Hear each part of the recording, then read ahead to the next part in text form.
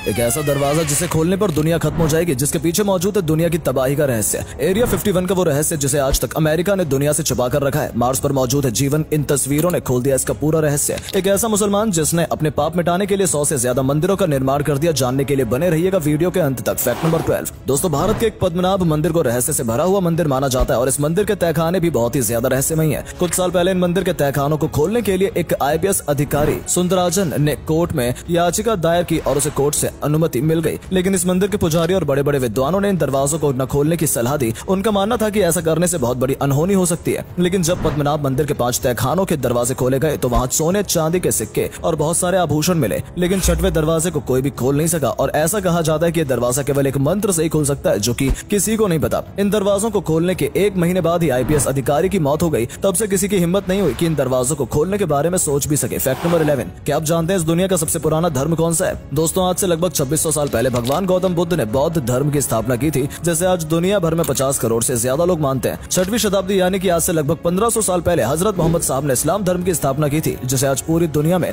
2 billion से भी ज्यादा लोग मानते हैं। दूसरे नंबर पर आता है ईसाई धर्म, जैसे भगवान ईसा मसीह ने शुरू किया था। इसकी शुरुआत आज से लगभग 2000 साल पहले हुई थी और आज पूरी दुनिया में 2.5 बिलियन लोग इस धर्म को मानते हैं। नंबर 1 पर है दुनिया का सबसे पुराना धर्म हिंदू धर्म। पौराणिक और वैज्ञानिक मान्यताओं के अनुसार हिंदू धर्म आज से लगभग 8000 साल पुराना है और पूरी दुनिया में लगभग 1 बिलियन लोग इस धर्म को मानते हैं। Fact number 10। आखिर एरिया 51 में ऐसा कौन सा रहस्य है जिसे 65 साल से अमेरिका दुनिया से छिपा रहा है? दोस्तों, एरिया 51 इस दुनिया की सबसे ज्यादा रहस्यमयी जगह मानी जाती है, जहां जाने की परमिशन किसी को भी नहीं है। दरअसल यहाँ पर अमेरिकन आर्मी का एक बेस मौजूद है। लोग ऐसा मानते हैं कि नासा यहाँ पर एलियंस की बॉडी और उन UFO पर रिसर्च करता है जो कभी इस धरती पर आए थे। जबकि कुछ लोग मानते हैं कि 1969 में अमेरिका ने चंद्रमा पर फेक लैंडिंग की थी, जो इसी जगह पर शूट हुई थी। खैर, इन सब बातों की सच्चाई क्या है ये तो अमेरिका ही बता सकता है। Fact number 9। दोस्तों, क्या आपने किसी मुसलमान को मंदिर बनाते हुए देखा है? भारत में रहने वाले KK मोहम्मद ने 100 से भी ज्यादा हिंदू मंदिरों को रिकंस्ट्रक्ट करवाया है। जी हाँ दोस्तों, KK Mohammad archaeological survey of India में एक आर्कियोलॉजिस्ट के पद पर है।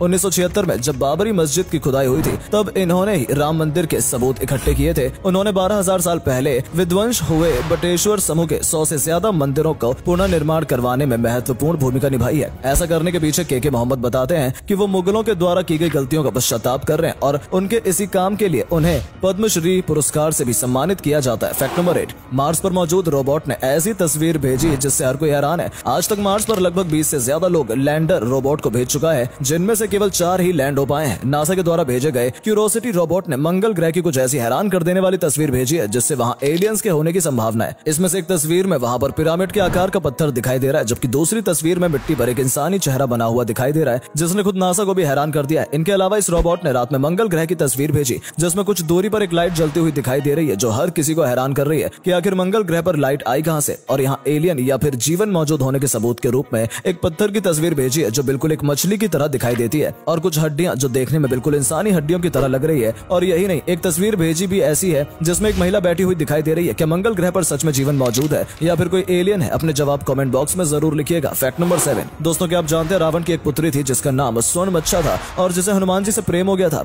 जी हाँ दोस्तों, जब वानर सेना लंका तक पहुंचने के लिए राम सेतु का निर्माण कर रही थी, तब राम सेतु के पत्थर अपने आप गायब होते जा रहे थे। इस बात का पता लगाने के लिए हनुमान जी जब समुद्र के अंदर जाते हैं, तब देखते हैं कि एक सोने की तरह दिखने वाली जलपरी पत्थरों को गायब कर रही है। पूछने पर स्वर्णमच्छा अपना पूरा परिचय देती है। इस बात पर हनुमान जी उसे समझाते हैं कि सीता माता का हरण करके रावण ने कितनी बड़ी गलती की है और अंत में स्वर्णमच्छा सारे पत्थर वापस कर देती है। लेकिन स्वर्णमच्छा को हनुमान जी से प्रेम हो जाता है। Fact number 6। दोस्तों, क्या आप जानते हैं कि इस दुनिया की सबसे महंगी पार्टी साल 1960 में रेगिस्तान में हुई थी? उस समय ईरान के शासक शाह मोहम्मद रजा पहलवी थे और इस पार्टी में दुनिया के 65 देश के राष्ट्रपतियों को बुलाया गया था और इसके लिए रेगिस्तान को स्वर्ग से भी सुंदर बना दिया गया था। इस 3 दिन की पार्टी के लिए 1 साल से तैयारी की गई थी, जिसमें हेलीकॉप्टर से दवाइयां छिड़ककर रेगिस्तान के सारे सांप और बिच्छुओं को पकड़कर मार दिया गया था। जहां 15000 से भी ज्यादा टेंट लगाए गए थे और आर्टिफिशियल तरीके से पेड़ पौधे और पानी के झरने बनाए गए थे। इस आलिशान पार्टी के लिए $1 बिलियन खर्च हो गए थे और इस पार्टी के बाद ही शाह मोहम्मद की सत्ता बर्बाद हो गई। Fact number 5। क्या होगा अगर हम एक फटते हुए ज्वालामुखी के मुंह पर कंक्रीट भर दें? दोस्तों, अगर आप सोच रहे हैं कि कंक्रीट पिघल जाएगा तो आपका सोचना गलत है, क्योंकि कंक्रीट लगभग 1500 डिग्री सेल्सियस तापमान पर पिघलता है और ज्वालामुखी से निकलने वाले लावे का तापमान 800 डिग्री के बराबर होता है। और अगर कंक्रीट से ज्वालामुखी का मुंह बंद कर दें तो ज्वालामुखी के अंदर प्रेशर इतना बढ़ जाएगा कि वहां आसपास की जमीनों को फाड़कर बाहर निकलने लगेगा। 20वीं सदी में अमेरिका में ऐसी गलती की जा चुकी है और उस समय जब ज्वालामुखी फटा था तो 1150 किलोमीटर प्रति घंटे की रफ्तार से उसका लावा आसमान की ओर चारों तरफ बिखरने लगा था, जिससे तबाही मच गई थी। Fact number 4।